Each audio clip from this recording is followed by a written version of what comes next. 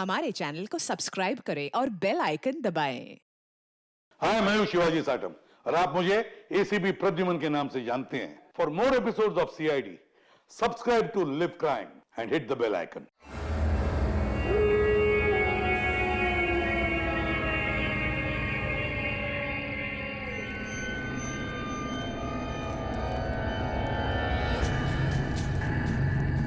अरे वो देखो, वो घर आने वाला है।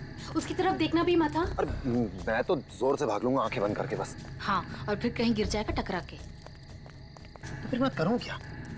जब भी उस घर की तरफ देखो तो वही एक अजीब सी परछाई डांस करती हुई।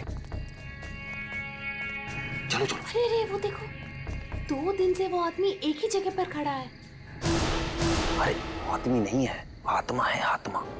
हाँ, लगता है आत्मा अटक गई है। लेकिन ये है कौन? ये यहाँ तो वो बुढ़िया रहती थी, वो आजकल दिखाई नहीं देती। शायद मर गई है या कहीं गायब हो गई है। अरे तो फिर यार रह कौन रहा है?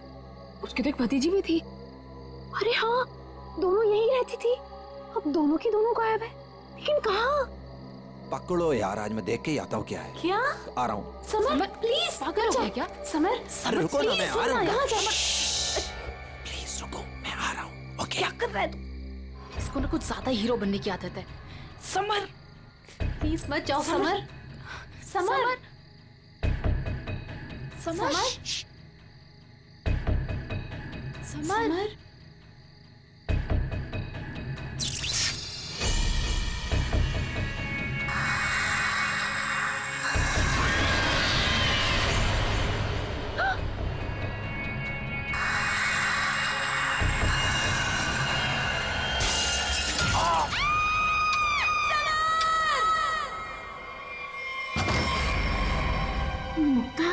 क्या हुआ बेटा? हमने वो गूंज महल वाला रास्ता पकड़ा था और वो बेवकूफ समर वो महल के अंदर चला गया था। अरे पर तुम लोग उस रास्ते गए क्यों? बेटा सबर तो ठीक है ना? माँ, किसी ने अंदर से उस पे फूलदान फेंक कर मारा। हम लोग भागकर वहां से आ गए।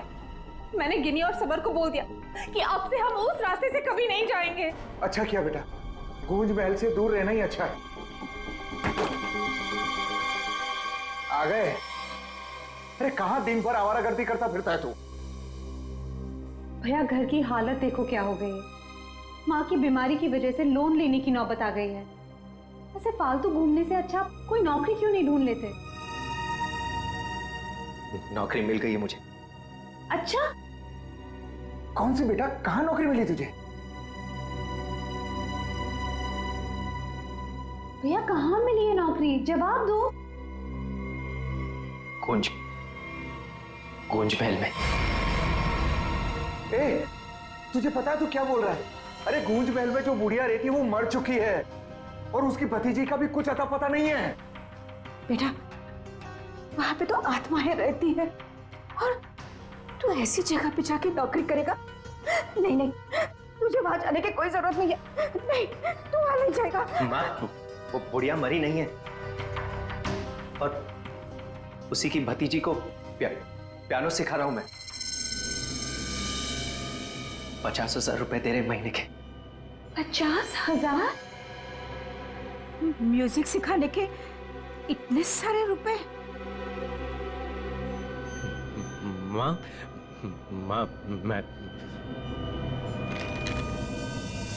ये 50,000 रुपए एडवांस। अब हमारी सारी मुसीबतें खत्म। भैया भैया पता है आज रात को हमारे साथ क्या? म्यूजिक सिखाऊंगा मैं पैसे कमाऊंगा। म्यूजिक सिखाऊंगा, भैया पैसे कमाऊंगा। ये लड़का कभी किसी की नहीं सुनता। तुम देख लेना, कोई न कोई मुसीबत ला के रहेगा एक दिन ये। बल्लू को नौकरी मिल गई और उसने मुझे बताया भी नहीं। और ये ऐसे अजीब से बर्ताव क्यों कर रहा है? वो देखो देखो कैसे कैसे अपने आप से बातें कर रहा है। पता नहीं किससे बातें करते रहता है। ऐसे बल्लू, बल्लू। हाँ हाँ हाँ, मुझे जाना होगा समर। बल्लू हमारी बात तो सुनो। मुझे काम के लिए लेट हो रहा है। गूंज महल में मेरा इंतजार हो रहा है। बल्लू, बल्लू, मेरी बात सुनो, वहां मत जाओ। मैं नहीं जानता कि तुम क्या कर रहे हो, लेकिन वहां जान का खतरा है। ये देखो मेरे साथ क्या हुआ है।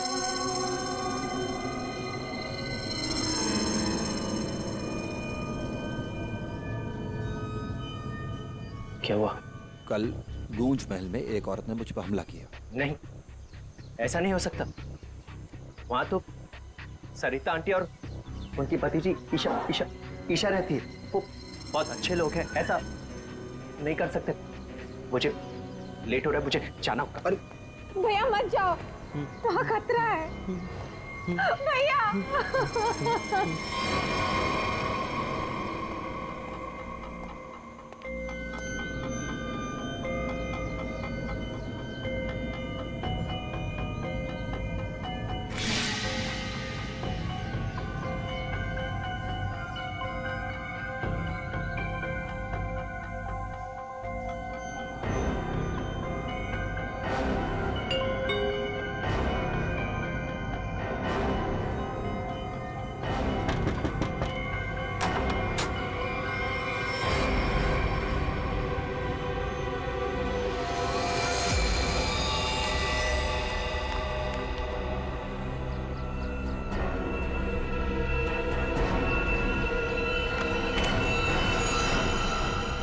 मैंने तो इस लड़के से सारी उम्मीद ही छोड़ दी है। पता नहीं कैसी नौकरी है भी या नहीं। देख, मेरा बेटा आया होगा, देख तो।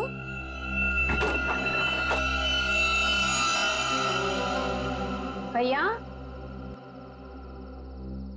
भैया,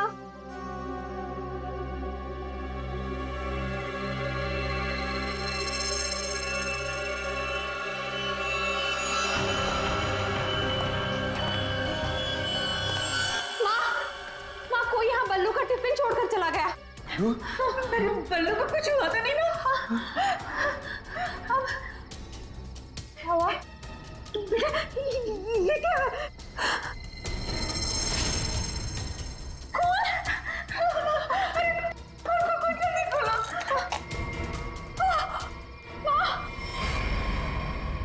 ये है वो गूंज महल जहाँ पे आपका बेटा बलविंदर यानी बल्लू कल आया था और उसके बाद से वो वापस नहीं आया।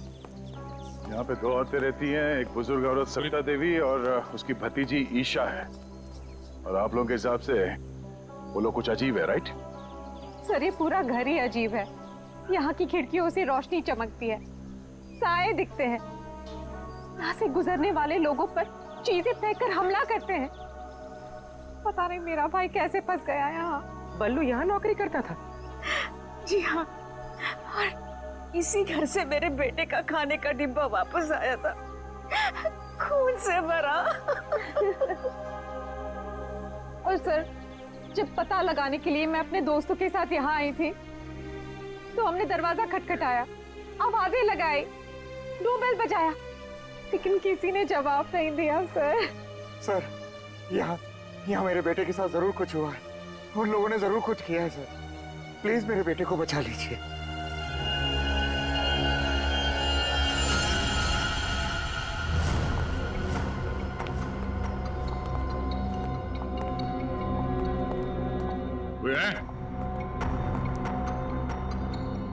क्या तो कोई दिख नहीं रहा?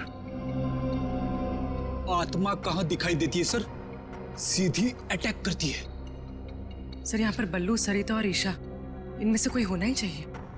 सरिता जी हैं भी या नहीं, किसी को कुछ नहीं पता सर। लोग तो यहाँ तक कह रहे हैं कि सरिता जी की मौत हो चुकी है। यहाँ हुआ तो है कुछ।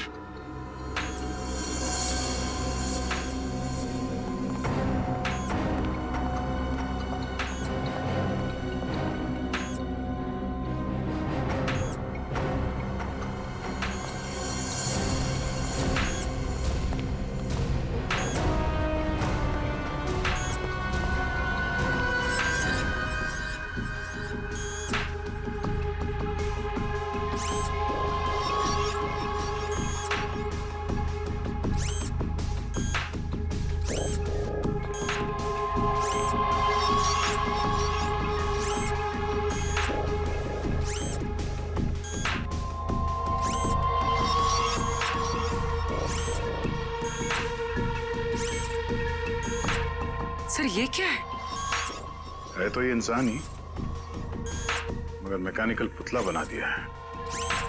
खुद ताली बजा रहा है।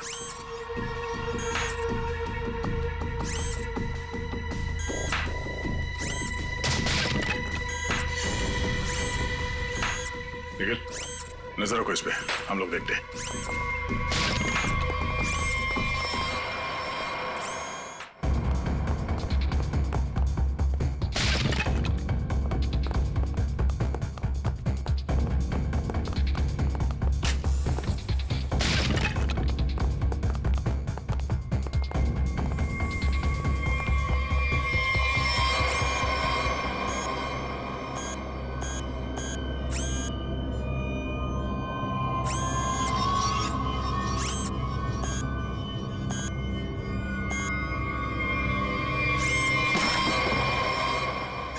ये क्या है? ये तो रोबोट जैसा कुछ है। इसके एक्शंस और मूवमेंट्स देखो, कितने मैकेनिकल है।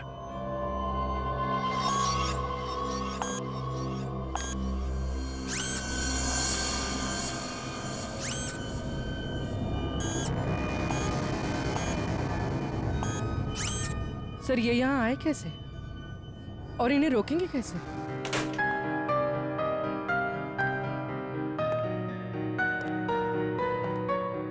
बलवंत,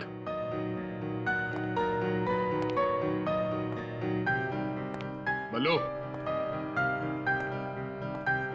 बल्लू,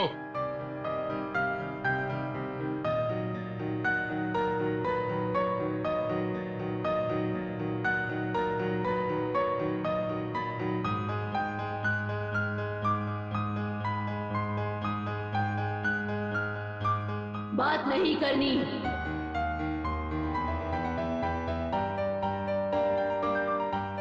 मैंने कहा ना, बात नहीं करनी। पियानो बजाते वक्त मैं किसी से बात नहीं करती।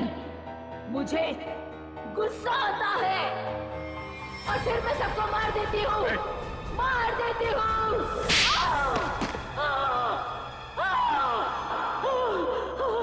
बोलो,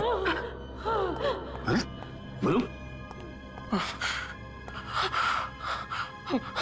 एक्सक्यूज मी, कौन है तुम? तुम कौन हो? हाथ ऊपर। देखिए आप गोली मत चलाना, गोली मत चलाना। ये मेरा ही घर है, आप गोली मत चलाना, मारना मत मुझे प्लीज। बल्लू, बल्लू तुम सुन रहे हो? मैं तुमसे बात कर रहा हूं। हाँ, आप मुझसे कुछ पूछ रहे हैं? हाँ। क्या हुआ? बल्लू, हमें बताओ, तुम गुंज महल गए थे ना, तब तुम्हारे साथ क्या हुआ? क्या हुआ तुम्हारे साथ? कुछ महल।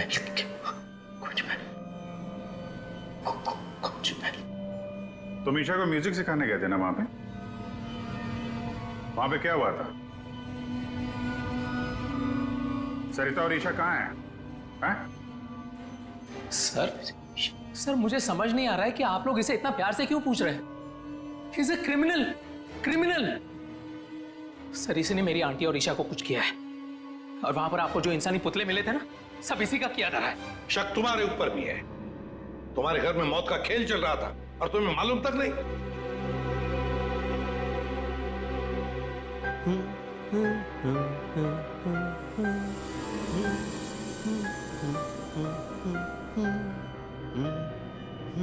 सचिन, वो फोटोग्राफ दिखाओ।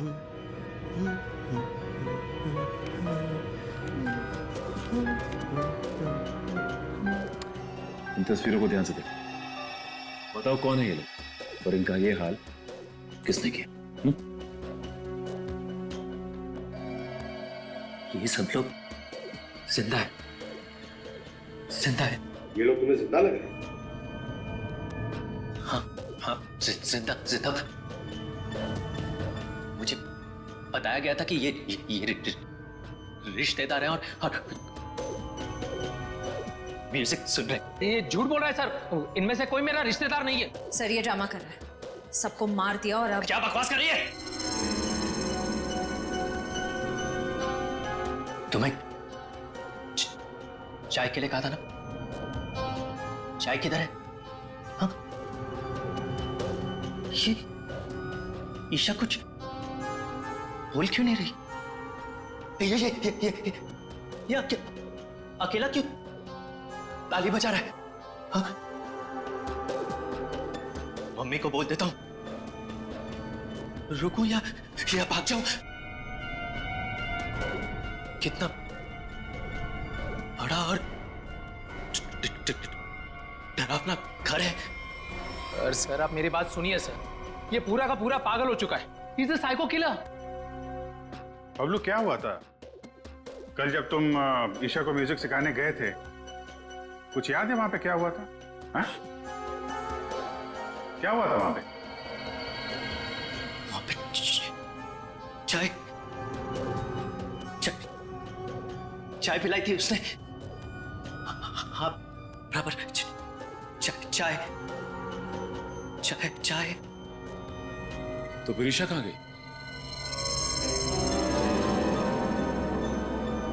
बल्लू, बल्लू, किसका खून था तुम्हारे कपड़ों पर? हाँ? फिर दया पर हमला क्यों किया तुमने? कपड़े अरे मेरे कपड़े बदल गए। मेरे कपड़ों पे खून था। खून था कपड़ों पे। खूनी के कपड़े पे खून ही होता है। एक मिनट, आप जरा उधर चलो। चुप रहिए, बीच में बोलिए मत। चाय लेके आओ। ईशा को ये आदमी तो किसी भी सवाल का जवाब ठीक ठीक दे नहीं रहा है।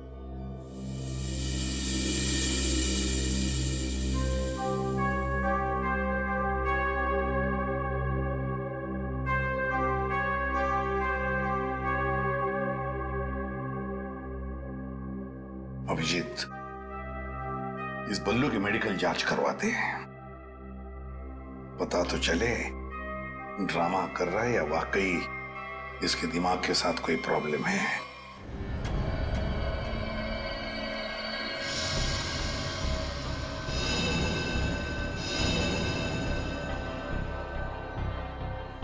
बल्लू की कमीज पर एक लड़की का खून लगा हुआ।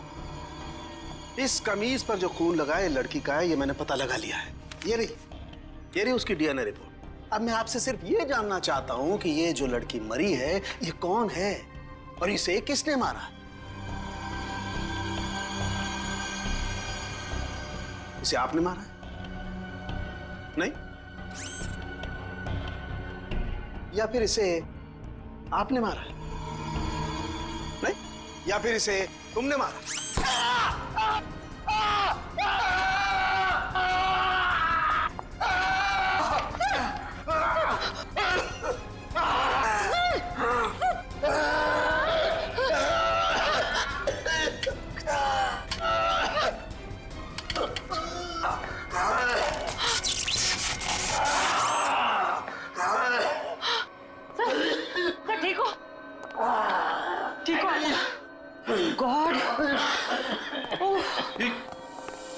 क्या हुआ? सर इस पुतले के हाथों में सर की गर्दन अटक गई थी। बहुत जल्दी छूट गए। हाँ, छोड़ दिया, बहुत जल्दी छोड़ दिया, क्योंकि ये पुतले ना तो मशीन है ना ये पुतले पूरी तरह से इंसान है। तो फिर ये कि ये टैक्सीडर्मी और रोबोटिक का मिला जुला रूप है। सर ये टैक्सीडर्मी और रोबोटिक्स क्या होता है? पंकज, टैक्सीडर्मी एक कला है जिसमें जानवरों की खाल को एक खास किस्म के केमिकल में प्रिजर्व करके उनमें भूसा भर करके उनको एक आकार दिया जाता है। इन तीनों के साथ भी ऐसा ही किया गया है। इंसान की खाल को केमिकल में प्रिजर्व करके लकड़ी के पुतलों पर चढ़ाया गया है। लेकिन सर ये सब करना तो गैर कानूनी। खूनी गैर कानूनी काम ही तो करता है। यार साळुंखे, ये इंसान तो नहीं है, फिर भी ये ताली कैसे बजाते हैं, हमला कैसे करते हैं? इन तीनों के दिमाग में एक मशीन फिट कर दी गई है। इसका कंट्रोल खूनी के हाथ में, और खूनी ने उस मशीन के जरिए इनके चारों तरफ एक खास घेरा निश्चित कर दिया है।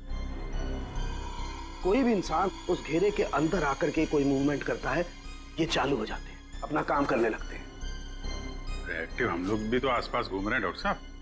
नहीं, इन तीनों की मशीन को मैंने डीएक्टिवेट कर दिया था। वहां उस पीछे वाले में कुछ गलती रह गई। अब बॉस, और ये एक्टिविटी इनकी मेमोरी में पहले से फिट है। और इतना ही नहीं बॉस, इनके अंदर और भी बहुत कुछ है। आओ दिखाता हूं। ये देखो, लकड़ी का बुरादा, कॉटन और इसके ऊपर इंसान की चमड़ी। बनाने वाले ने तो बना दिया बॉस, लेकिन वो भूल गया कि इंसान की चमड़ी में और जानवर की चमड़ी में एक खास फर्क होता है। इंसान की चमड़ी जानवर जैसी मोटी नहीं होती है, इसीलिए उसे कितना भी केमिकली ट्रीट कर लो, कितना भी केमिकल में डाल लो, वो इंसान की चमड़ी जैसी नहीं रह सकती है। इसीलिए इनकी चमड़ी जो है जगह जगह से सिली हुई। फिर भी टिक नहीं रही है। और दूसरी बात, ये सारी चमड़ियां ज्यादा पुरानी नहीं है, बस कुछ ही दिन पहले इन्हें मारकर निकाला गया है। पर उस घर का तो कोना कोना छान मारा गया था, एक भी ऐसी लाश नहीं मिली जिसकी खाल उधेड़ दी गई हो। वो कहीं और बनाता है ये ह्यूमनॉइड, अपने घर पर नहीं। तीनों की कोई मिसिंग रिपोर्ट नहीं है, कोई आईडी वगैरह नहीं मिली। हैं कौन ये लोग? तारिका जी, ये जो कपड़े पहने थे इन लोगों ने, उनसे कुछ पता चला आपको? कुछ खास नहीं, तीनों के कपड़े से बस एक लेबल मिला है, किसी टीएल टेलर का लेबल है। TL Taylor?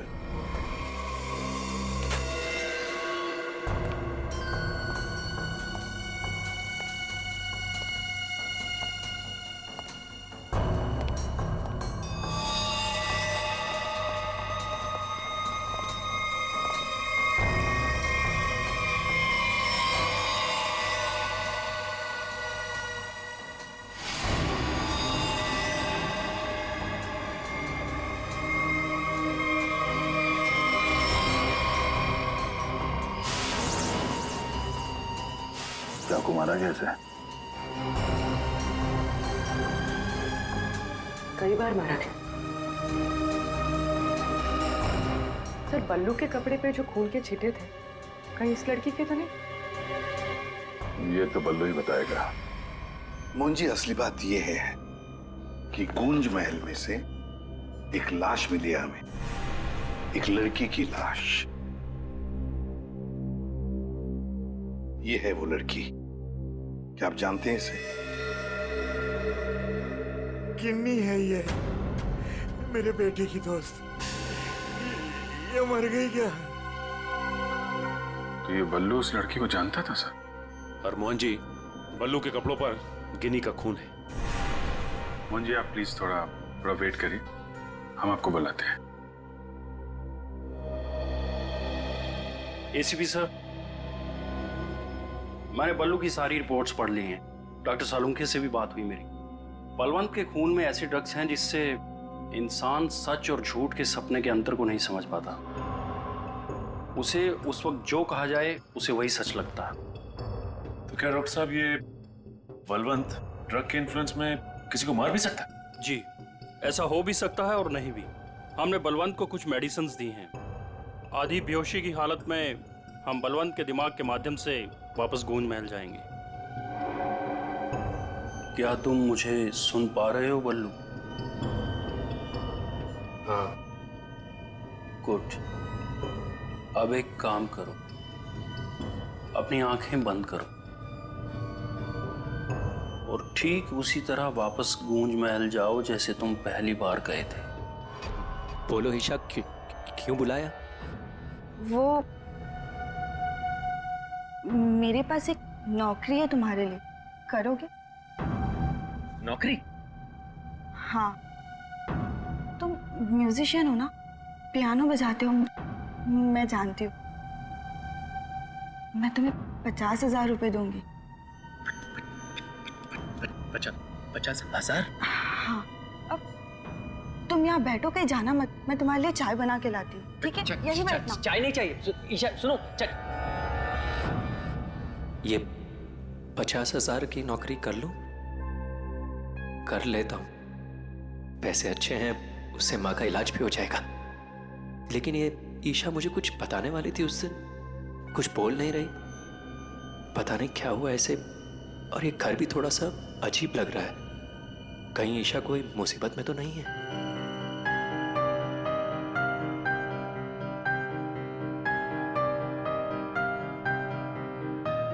शायद यही ईशा की आंटी है, Sarita ji. Excuse me ma'am. Hello. अच्छी ट्यून है।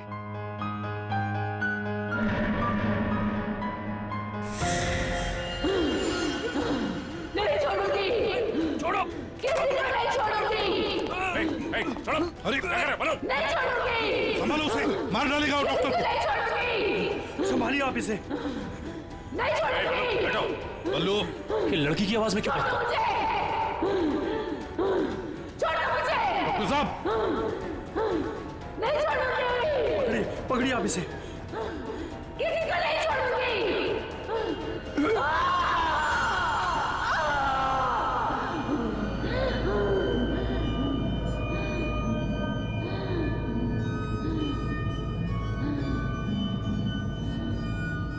नहीं छोड़ूंगी, अब किसी को नहीं छोड़ूंगी। पुतला बना दिया, परेशान कर दूंगी। बची हुई बॉडीज मछलियों को खिला दूंगी।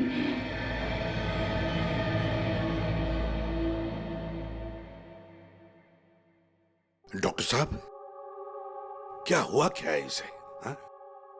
ये से अचानक से औरत की आवाज में क्यों बात करता है? जब तक बल्लू पियानो तक नहीं पहुंचा था तब तक ये ठीक था, लेकिन जैसे ही इसके दिमाग में पियानो की आवाज सुनाई दी, ये कोई और बन गया। आपके कहने का मतलब है कि पियानो की आवाज सुनते ही ये बल्लू अपने आप को खूनी औरत समझने लगता है। मतलब ये किसी के वश में है, किसी ने हिप्नोटाइज किया है इसे। क्या लगता है आपको डॉक्टर साहब? हाँ, ये टेलर्स का पता चल गया सर, जिसने तीनों मानव मशीन के लिए कपड़े बनाए थे सर। अच्छा, टी.एल. टेलर्स।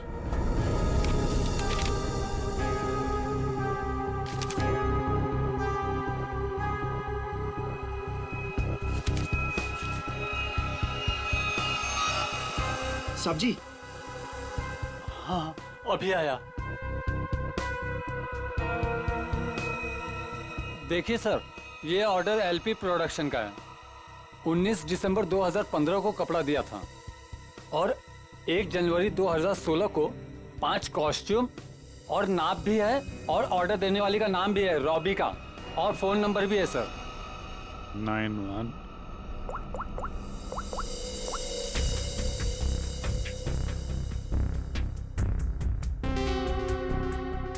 सर, फोन बंद है।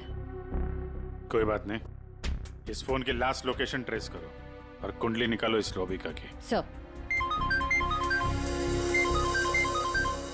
हाँ साळुंखे साहब। अभिजीत, इन ह्यूमनॉइड्स में हमें भूसे के साथ साथ 2 और खास चीजें मिली हैं। एक तो एक खास कागज के टुकड़े, ऐसा कागज जिस पर न्यूज छपती है, अखबार में काम आने वाला कागज, और दूसरा समुद्र के नमक के कुछ अंश। Thank you very much Salunkhe साहब। क्या हो सर? एक कारखाना ढूंढो जहां पे अखबार को छापने का कागज बनता, और वो जगह समंदर के करीब हो।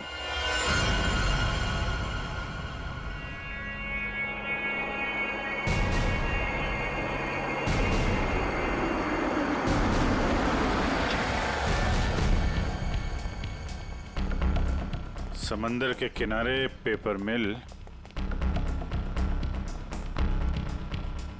और वो भी बंद पड़ी हुई।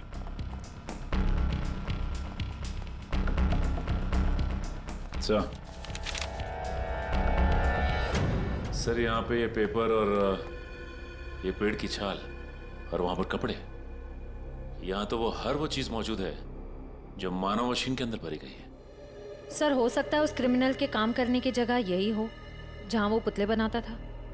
क्या पता वो अभी भी कहीं आसपास ही हो। मगर वो जगह कहाँ है? यहाँ तो सिर्फ पुतले में भरने का सामान है ना। वो टैक्सी डमी की जगह और वो रोबोट बनाने की जगह वो कहाँ है? पुतलों में भरने का सामान यहाँ है तो वो जगह भी यहीं कहीं होगी। ढूंढो।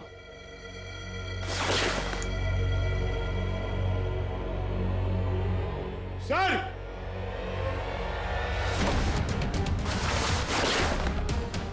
सर! My God.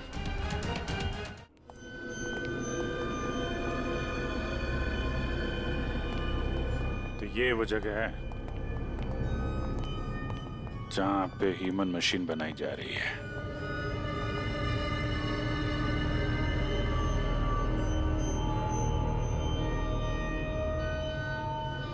ये देखो,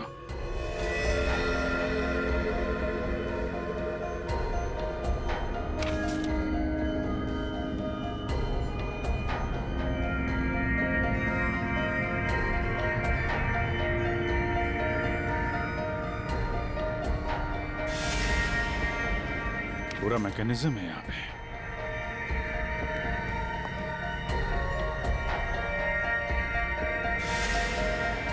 सर! हाँ? सरिता जी का रोबो। Oh no.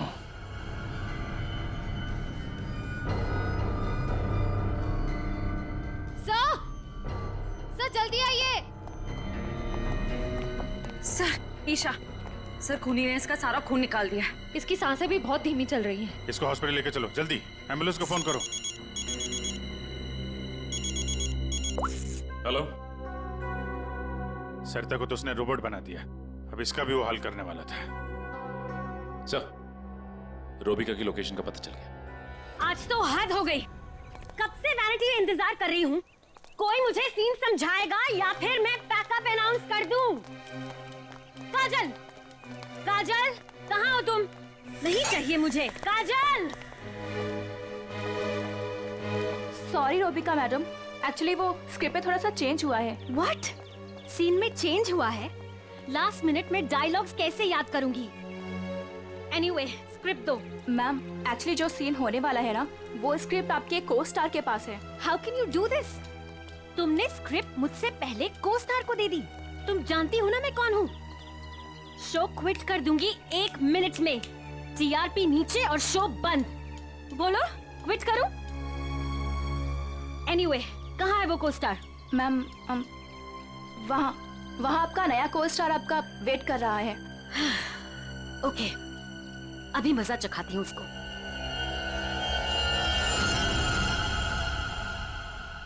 हेलो, कोई है? यहाँ तो कोई नजर नहीं आ रहा। हेलो, कोई है यहाँ पर? हेलो, हेलो, कोई है? पता नहीं ये काजल भी ना यहाँ क्यों भेज दिया मुझे।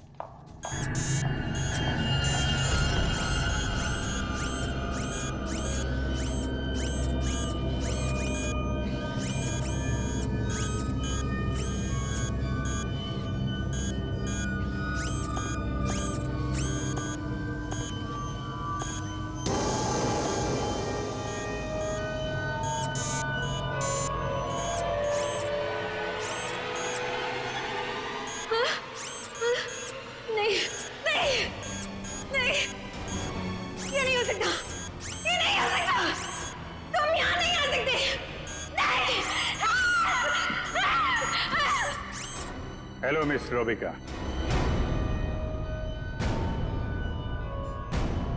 कौन हो तुम सब?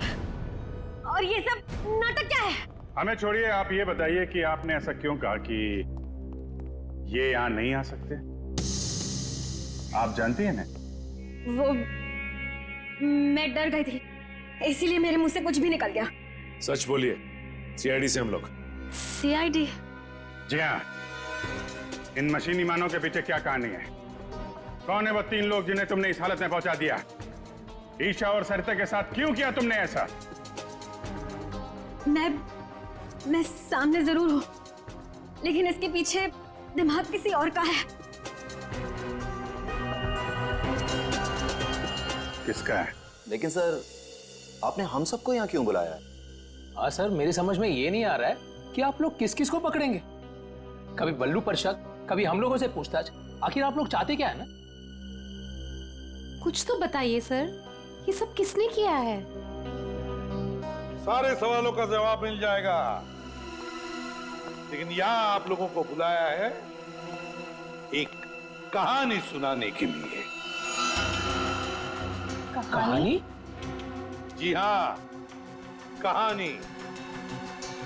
कहानी एक इंसान की जिसका दिमाग बड़ा शातिर था।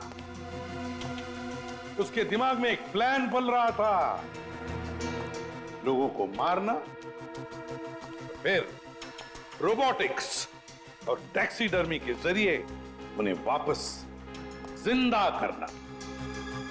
और ऐसे में वो मिला एक खूबसूरत लड़की से, जिसकी एक बेरहम आंटी थी जो उसे बहुत तंग कर रही थी। उस लड़के के दिमाग में एक आइडिया आया। उसने उन दोनों को एक बहुत बड़े कोठी में शिफ्ट करवा दिया।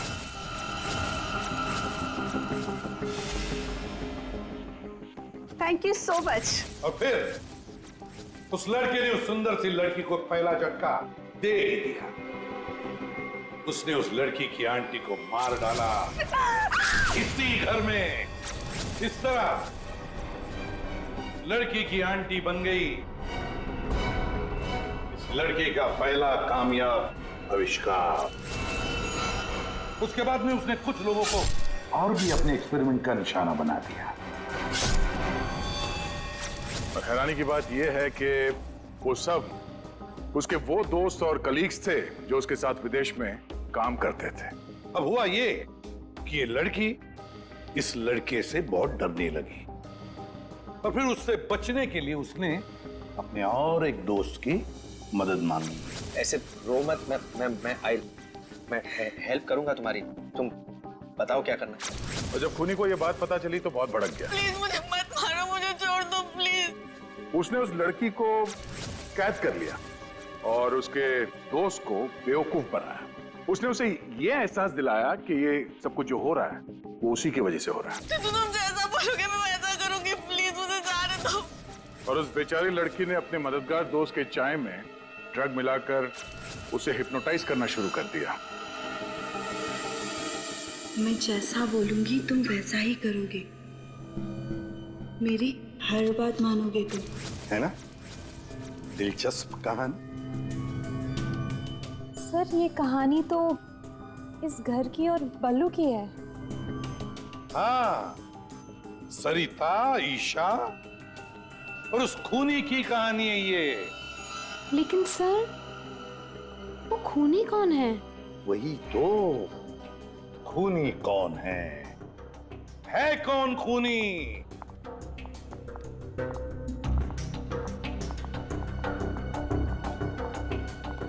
कहां फंसा दिया तुमने मुझे? तुमने तो कहा था कि ये कोई एक्सपेरिमेंट है। तुमने तो खून ही कर डाले। ये सब तुमने किया समर? हाँ, ये सब मैंने किया। और ये सब मैंने किसी और वजह से नहीं। ये सब मैंने सिर्फ इसलिए किया क्योंकि मैं चाहता हूं कि साइंस की दुनिया में मेरा नाम सुनहरे अक्षरों में लिखा जाए और कि मेरे इतने बड़े एक्सपेरिमेंट को वो लड़की, वो ईशा बर्बाद कर देना चाहती थी। और इसके लिए उसने उस बल्लू से मदद भी मांगी। और तुमने बल्लू के चाय में वो ड्रग मिलाकर उसके दिमाग में ये बात बिठा दी कि वो एक औरत है और उसे लोगों को मारना है। और उसके लिए ट्रिगर थी पियानो की वो धुन।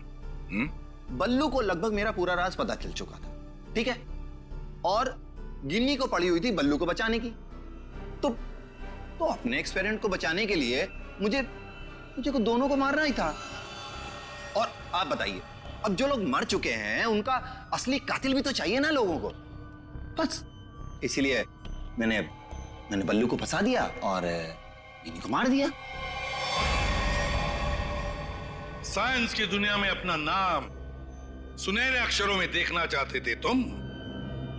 दिमाग तो था, है, पर क्या करें, विकृत है, विकृत। अपने इस घटिया एक्सपेरिमेंट के लिए न जाने कितने मासूम लोगों की जानें ली तुमने। तुम्हें जीने का कोई हक ही नहीं है। फांसी होगी तुम्हें, फांसी। For more updates, subscribe to our channel, click the show links and enjoy watching the videos.